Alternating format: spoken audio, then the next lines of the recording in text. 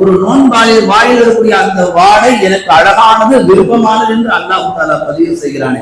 அப்படிப்பட்ட நோன்பை தான் இந்த உம்மத்து ஆண்டுதோறும் வைக்காமல் அவைகளை விட்டுக் கொண்டிருக்கிறது. நான் ஒரு சில வார்த்தைகள் சொல்லி நிறைவு செய்கிறேன். நோன்பு மொத்தத்தில் நமக்கு என்ன கற்றுத்தருகிறது தெரியுமா? இறை அச்சத்தை கற்றுத்தருகிறது.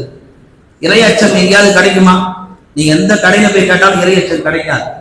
இறையச்சம் என்பது என்ன, எப்படி அதை நாம விளங்கிக்கிறது? இறையச்சம்ன்றாங்களே, எல்லா பயான்லயும் இந்த தக்குவான்ற வார்த்தை வந்துருது.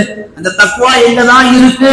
கொஞ்சமாவது கண்ணுல காமிங்கள, அதை வாங்கி உடம்புல ஒட்டிக்கிறோம். அந்த தக்குவா கொஞ்சம் தக்குவா இருந்தா போதும் சொர்க்கம் போயிடலான்றாங்களே, எங்க இருந்த தக்குவா? இந்த உம்மத்து அந்த தக்குவாவை தேடிட்டு இருக்குது. அல்லாஹ் அழகா சொல்றான், யா அய்யுஹல்லதீன ஆமனூ குத்திப அலைக்குமுஸ் ஸியாம் கமா குத்திப அலல்லதீன மின் கப்லிக்கும் லஅல்லக்கும் தத்தகூன்.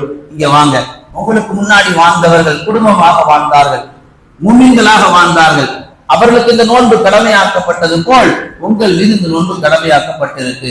நீங்கள் நோன்பு அவர்களை போன்று நோற்றால் லஅல்லக்கும் தத்தகூன், நீங்கள் தக்வாவுடையவர்களாக மாறுவீர்கள். ஒரு 14 மணி நேரம் நாம பட்டினியா கிடக்கும் ஏதாவது அல்லாஹ்வுக்கு ஆசையா?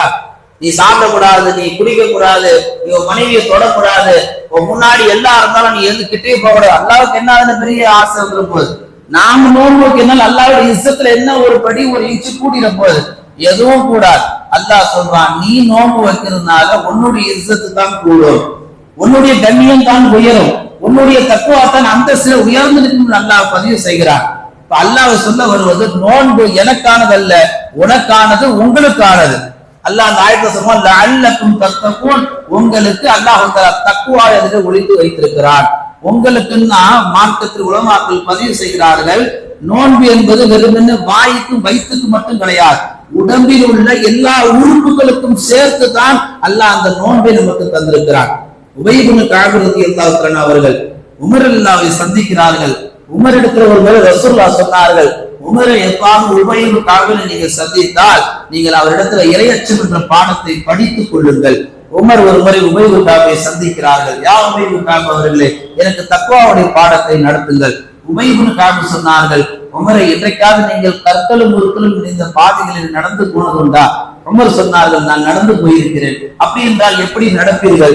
உமர் சொன்னார்கள், என் பாதங்களை பார்த்து பார்த்து வைப்பேன், என்னுடைய கவனத்தை நான் பார்த்து பார்த்து செலுத்துவேன், என் ஆடைகள் என்னுடைய பாதங்கள் முற்களும் கற்களும் குத்தி விடக்கூடாது, என் ஆடைகளை கிழித்து விடக்கூடாது, ரொம்ப கவனமா நடப்பேன்.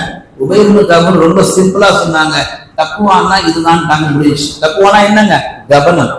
கவனம் இல்லாமல் போனால் தக்குவா என்பது நம்மை விட்டு வெகு